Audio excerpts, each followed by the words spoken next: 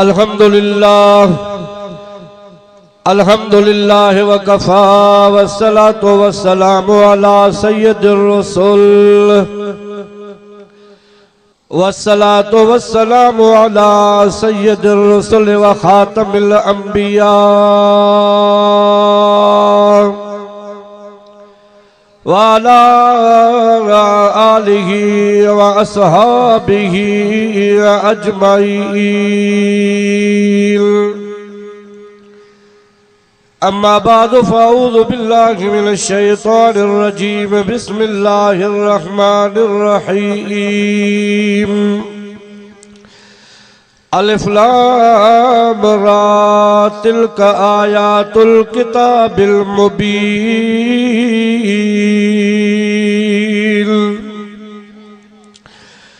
इन्ना अंज़लनाहु क़ुरआनन अरबिय्यन लअल्लकुम ताक़िलून।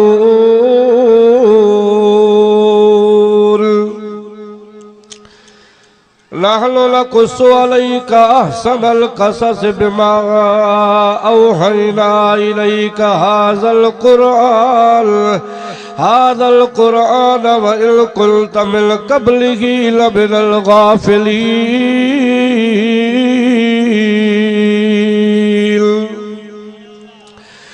इज़ क़ाल यूसुफ़ लिअबीहि या अबत इन्नी रअयतु अहदाशर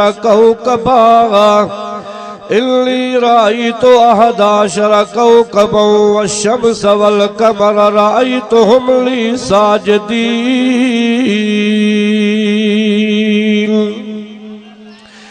काल या बुनय्या ला तक़्सुस रुयाका अला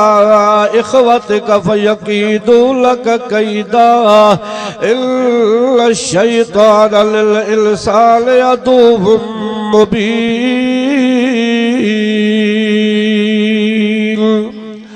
सदक़ल्लाहुल अलीयुल अज़ीम।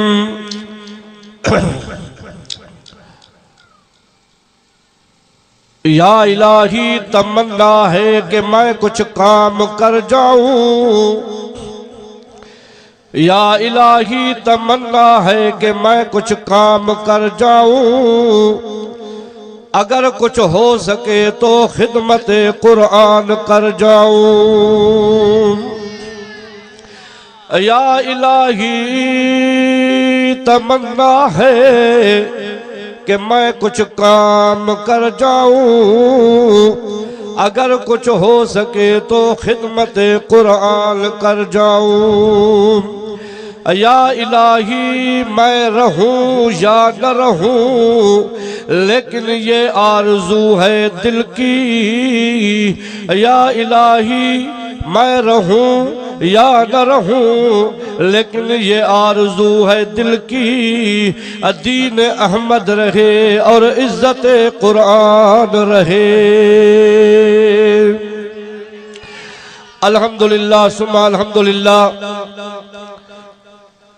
मौलाना अब्दुल्ला कोलाची मद्दज़िल्लुहुमुल आली आए उनके बिरादर मौलाना अब्दुल शकूर कोलाची मद्दज़िल्लुहुमुल आली जे सालियाना जलसे में अल्लाह ताला अवासा मुलाकात जी सआदत नसीब फरमाइया। ब्या उलमा किराम भी अल्हम्दुलिल्लाह काफ़ी आया हिल अञा अचन था पिया। थोड़े टाइम जले अल्लाह ताला मुखे भी तौफीक ॾिनी आहे त मां भी ॿ टे ॻाल्हियूं दीन जो ॿुधायां। दुआ कयो अल्लाह क़बूल मंज़ूर फरमाए। सभी साथी बुलंद आवाज़ सां चओ। हिन ॻोठ में वॾे वक़्त खां प्रोग्राम थींदा आहिनि। ख़ास तौर ते मां अञा सखर जामिया अशरफिया मदरसे में पढ़दोस। अञा मुझी तालिबी जिंदगी ही तकरीबन अज खां 30-35 साल अग खां वठी हिन महल तक मां हिन ॻोठ में सालाना जलसे में शरीक थींदो आहियां। मौलाना मोहम्मद सिद्दीक रहमतुल्लाह अलैह चोटी जा आलिम हा। कदे कदे उन्हनि जी रहाइश भी मां वटि थींदी मुंहिंजी मस्जिद में। मौलाना अब्दुल्ला वरन साहब बाद में दुआ सलाम थी। अल्लाह ताला मौलाना साहब वरन के भी खुश रखे। उहे मूंखे इन प्रोग्राम में शरीक कंदा आहिनि, मांखे दावत ॾींदा आहिनि, मुंहिंजी दिलि ॾाढी ख़ुशि थींदी आहे। अल्हम्दुलिल्लाह उहो रूहानी रिश्तो, उहो रूहानी ताल्लुक़ असांजो पाण में क़ाइम ऐं दाइम आहे। उन निस्बत सां असां पंहिंजे इलाक़नि में अचूं था, अल्लाह जो क़ुरान ॿुधायूं था। सभ खां पहिरियों इहा दुआ कयो अल्लाह ताला मौलाना मोहम्मद सिद्दीक़ रहमतुल्लाह अलैह के जन्नतुल फिरदौस में जगह नसीब फरमाए। अल्लाह उन्हीं जा दर्जा बुलंद फरमाए। ही बाग उन्हीं जो पोखियल आहे, ही बाग उन्हीं जो पोखियल आहे। ए मेहनत उन्हीं जी थियल आहे, पर उन्हनि जे फर्जंदन अर्जमंदन भी तमाम सुहिणे तरह सां निभायो आहे। जमात सां भी निभायो आहे, कौम सां भी निभायो आहे, प्रोग्रामनि सां भी निभायो आहे। ऐं मांखे उम्मीद आहे ये इंशाअल्लाह ये प्रोग्राम जारी है सारी रहंदा। दस्तार फजीलत जो जलसो हुयो, हज़रत से हालेजी शरीफ वारा भी आया, दस्तार बंदी थी वई आहे। मां कहिड़े मौजू ते ॻाल्हायां इहो त बाद जो मसलो आहे, पर दुआ कयो अल्लाह ताला तव्हां जे अचण असां जे अचण खे अल्लाह क़बूल ऐं मंज़ूर फरमाए। मां टूल पिलादा ते पहुतुसि, ख़बर पई त हाजी फतेह मोहम्मद कोलाची इंतकाल करे विया आहिनि। उन महिल पौणा 11 थियनि पिया, हेॾे प्रोग्राम ते अचूं पिया। उते कंहिं दोस्त ॿुधायो त 11 बजे हाजी साहब जी निमाज़ जनाज़ा आहे। मां चयो अल्लाह अॼु त भलो मौक़ो मिली वियो जो जलसे जे वञण खां अॻु में हाजी साहब जी निमाज़ जनाज़ा में शिरकत कजे। 11 बजे ॻोठ में आयासीं, उन महिल हाजी साहब जे जिस्म खे खणी आया। जनाज़े निमाज़ जी तैयारी थे पई, सफ़ा बदजल पियो।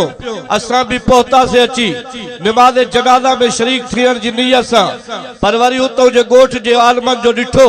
त मौलाना साहब आया आहिनि त जनाज़े निमाज़ जे लाइ मांखे हुकुम कयो त साईं जनाज़ो तव्हां पढ़ायो। हाजी साहब जी निमाज़ जनाज़ा भी पढ़ायमि। इहो छा हुयो अॻु में इत्तला न हुई, पर 15 मिंटनि जो हिकिड़ो खेल आहे। जनाज़े में शिरकत भी नसीब थी वई, दीदार भी नसीब थी वियो, ऐं जनाज़ो भी मां पाण अची करे पढ़ायो। जो जॾहिं खां मां हिन ॻोठ में जलसा कंदो हा, हाजी फतेह मोहम्मद रहमतुल्लाह अलैह मां हर जलसे में गॾु हूंदा हा, स्टेज ते वेंदा हा, मुंहिंजी तकरीर ॿुधंदा हा, शौक़ सां वेंदा हा, ख़ैरात भी ॾींदा हा। ऐं 35 सालनि जे अरसे में मूंखे यादि न आहे जो कंहिं जलसे में हाजी फतेह मोहम्मद शिरकत न कई हुजे। आलमनि सां हुनजी मोहब्बत हुई, अल्लाह वारनि सां हुनजी मोहब्बत हुई, नेकनि सां हुनजी मोहब्बत हुई। उन्हीं मोहब्बत जे सिलसिले में टोटल 15 मिनटनि जे अंदर जनाज़ो भी मिली वियो,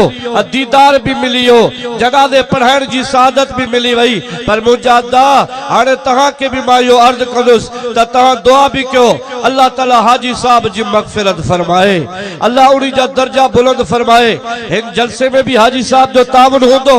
मौलाना अब्दुल शकूर साहब मूंखे ॿुधायो जे ख़ैरात ॾियण में हाजी साहब जो ख़ासि तावन हुयो, नेक माण्हू हुयो। जनाज़े निमाज़ में पहुतासीं ऐं जनाज़ो निमाज़ पढ़दा कयो।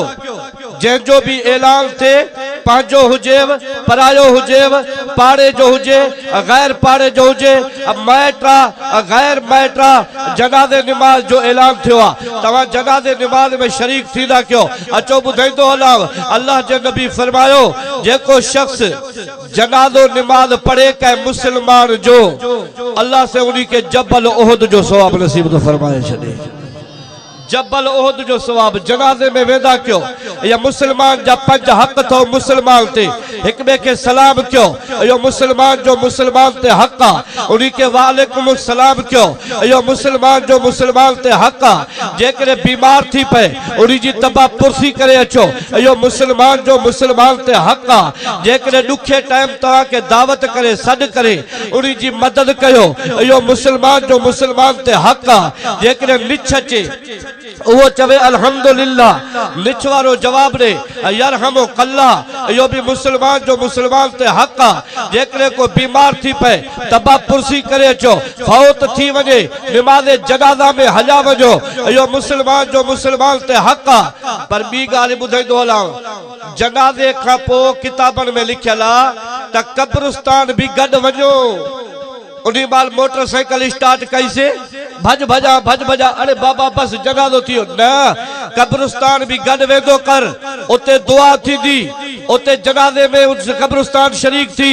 सहाबा पूछो या रसूल अल्लाह जेकरे जनाज़े नमाज में वजूं ए बाद में कब्रिस्तान भी वजूं तो सवाब केतरो आ अरे सुभान अल्लाह चो तो बुधायो वजाई हो सवाब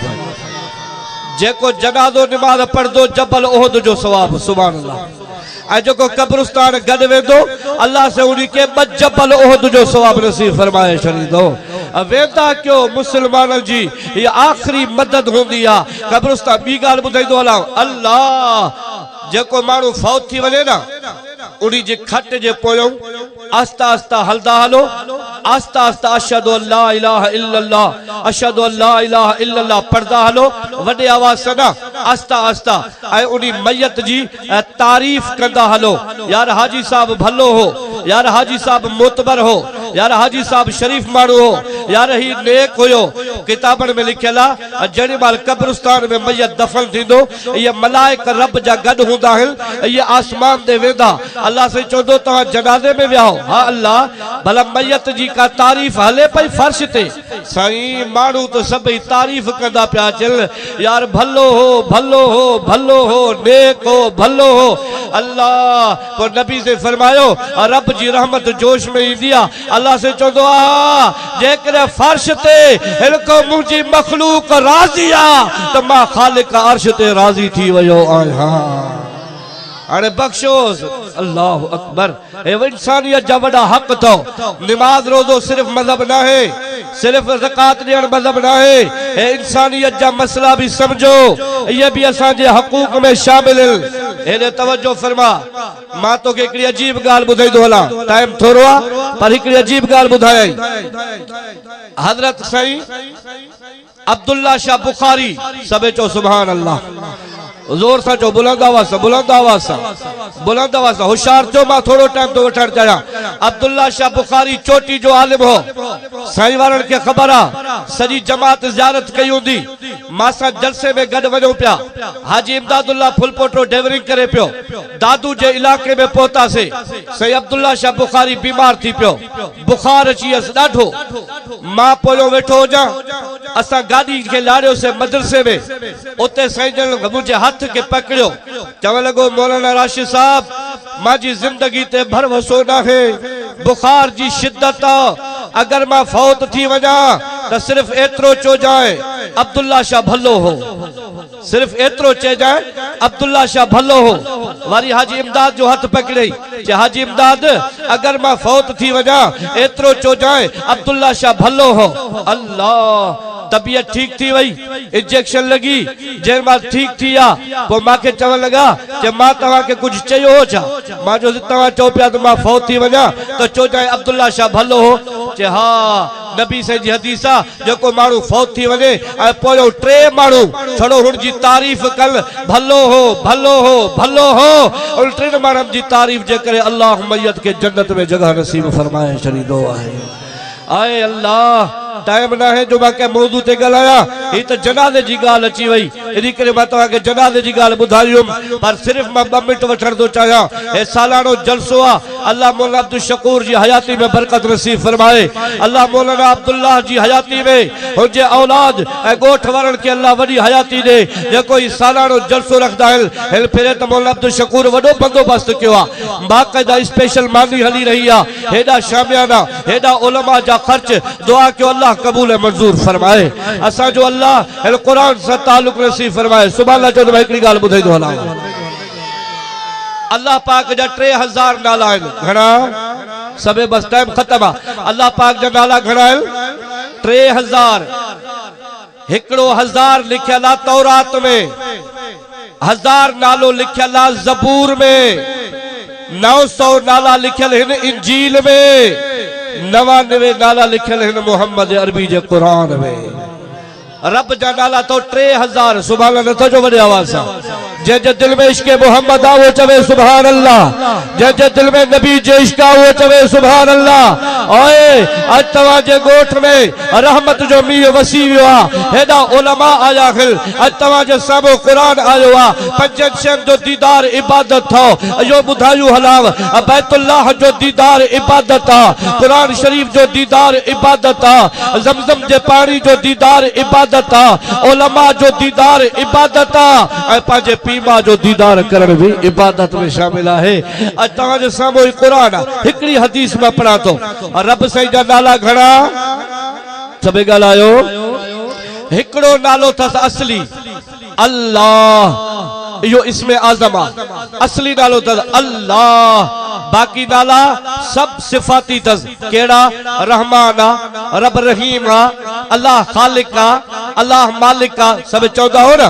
3000 नाला रब से जा कुरान में सब नाला बुधाया न सही 99 नाला हो अल्लाहुल लज़ी ला इलाहा इल्ला हु आलिमुल गैब व शहादा हो अर रहमानुर रहीम हो अल्लाहुल लज़ी ला इलाहा इल्ला हु अल मालिकुल कुद्दूसुस सलामुल मोमिनुल मुहैमिनुल अजीजुल जब्बारुल मुतकब्बिर सुब्हानल्लाह अम्मा युश्रिकून हो अल्लाहुल खालिकुल बारिउल मुसव्विरु लहुल अस्माउल हुस्ना युसब्बिहु लहु मा फिस समावाति वल अर्ज़ व हुवल अज़ीज़ुल हकीम।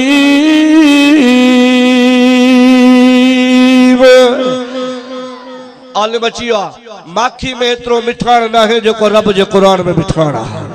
माखी में वो मजो ना है जो मोहम्मद जे नाले में मजो आ सुभान अल्लाह चौधरी मगले दो अल्लाह 3000 नाला कुरान 3000 नाला मुझे रब जा असली नालो है अल्लाह तो अल्लाह ला इलाहा इल्ला हु अल हय्युल क़य्यूम ये 3000 नाला एकड़े साहबी उठी बीठो चवन लगो या रसूल अल्लाह जे करे 3000 नाला मुझे रब जा अल्लाह सही कुरान में लिखी छड़े हा आज असा 3000 नालन जा हाफिज हो जाऊ हा असा जे सीने में 3000 नाला मुझे रब जा अचन हा 1000 नालो तौरात जो भी याद कयो हा 1000 नालो ज़बूर जो भी याद कयो हा 900 नाला इंजील जा याद कयो हा असा के छड़ा 99 मिलिया अल्लाह जे करे 3000 नाला मिलन हा असा जो हां ठरी पे हा असा जी दिल खुश थे हा दुआ क्यों अल्लाह से असा के 3000 नाला दे नबी से जड़ मलिया गाल बुधी पाण फरमायो हेडे आ सुभान अल्लाह चौधारी गाल बुधायो वजाओ बस टाइम खत्म आ छा तो चाहे जैसे अल्लाह से 3000 नाला कुरान में लिखे हा अस 3000 नाला पढ़वा किताबन में लिखेला नबी से खिली दिनो सुभान अल्लाह रसूल चए वजा अम्मा चौंदिया जने नबी से खिलदा दंदन में नूर जी लाट निकरंदी अंधेरे में रोशनी पैदा थी वेंदी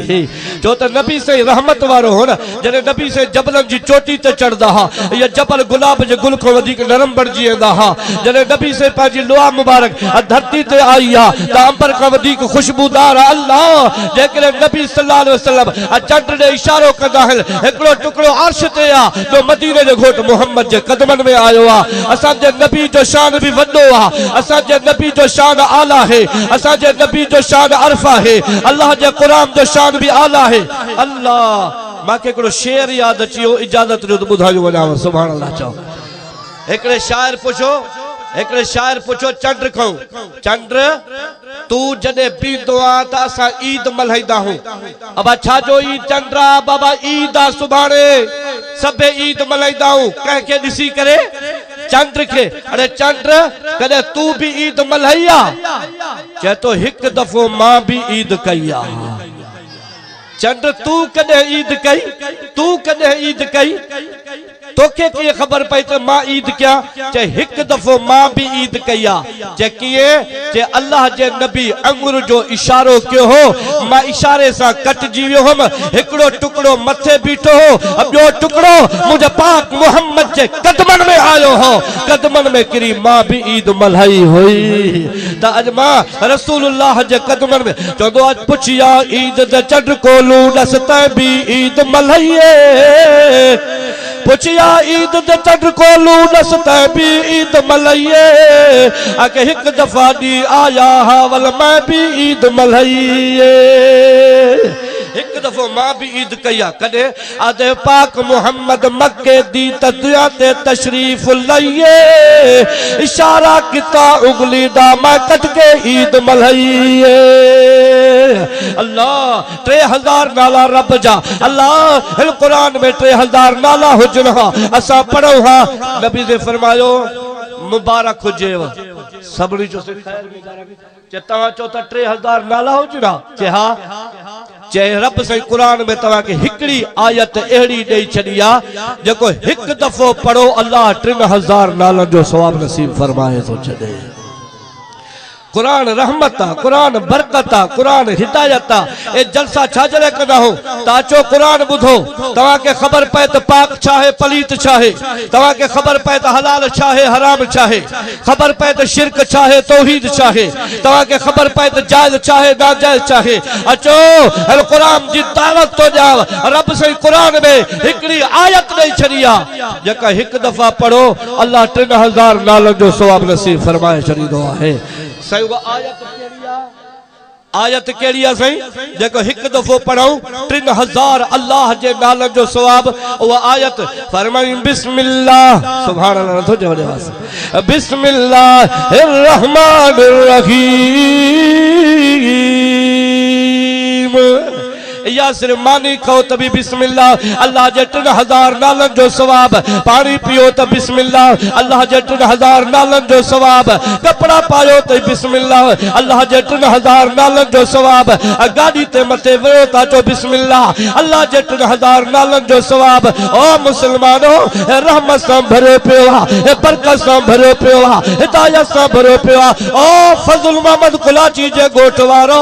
मां भी तवा के दावत तो जा अचो हिल कुरान के समझो उलमा जो साथ जो आलमन जो साथ जो ए वो कुरान जेको हजरत अली पढ़ियो आ ए वो कुरान जेको खातून जन्नत पढ़ियो आ ए वो कुरान जेके अबू बकर सिद्दीक पढ़ियो आ ए वो कुरान जेके हजरत उमर पढ़ियो आ ए वो कुरान जेके हजरत उस्मान पढ़ियो आ ए वो कुरान जेके सब का पहिरियों मदीने जे घोट मोहम्मद पढ़ियो आहे नारे तकबीर जमीयत उलमा इस्लाम शाने कुरान नारे तकबीर शेर बयाद चिया पढ़ी माता की इजाजत वठा कुरान जो दीदार घणो कंदो कर चो इंशाअल्लाह टाइम मिले ना सुबह जो कुरान की ज़ियारत कंदो कर टाइम मिले तो मंझंदि जो कुरान पढ़दो कर रात जो टाइम मिले कुरान पढ़दो कर खास तौर पे तवाजे घर में झेड़ो हुजे अगर घर में किरोध आ अगर घर में बेबरकती आ अगर घर में जादू जो असर आ अगर घर में तावीज़ात जो असर आ अगर घर में शैतानियत आ तवा सूरत बकरा जी तिलावत क्यों 28 सिपारा सूरत बकरा पढ़ो खुदा जो कसम आ जाते कुरान ईदो आ उते रहमत जा मीर वसदा हिल कुरान ईदो झेड़ा वेदा कुरान ईदो बेबरकती वेदी कुरान ईदो नफरत वेदी कुरान ईदो इख्तिलाफ वेदा सूरत बकरा जी तिलावत क्यों सूरत बकरा 41 दी पढ़ो तवा जो घर जन्नत जो बाग पड़ जिए दो हर शय जो इलाज कुरान आ हर बीमारी जो इलाज कुरान आ हर परेशानी जो हल कुरान आ कुरान जी दावत हो जाओ सबे बुलंद आवाज़ से सुभान अल्लाह चो बशीर बुधाई हो जाओ मुझो डाडो रहमतुल्लाह अलैह टाइम खत्म आ मौला इलाही बख्श साहब रहमतुल्लाह अलैह मुझो डाडो रहमतुल्लाह अलैह जेके मौला अशरफ अली थानवी रहमतुल्लाह अलैह भी खत लिखदा अल्लाह मौला थानवी जा खत मावट प्याहन हथ अखर मौला थानवी जा खत मावट मौजूद है जेको मुझे डाडे रहमतुल्लाह अलैह लिखदा हा बैजी शरीफ रा वडा बुजुर्ग मौलाना मोहम्मद साले रहमतुल्लाह अलैह उन्हीं जा खत्मावट प्याहिल शेर मोहम्मद शाह घोटकी वाले बुजुर्ग जा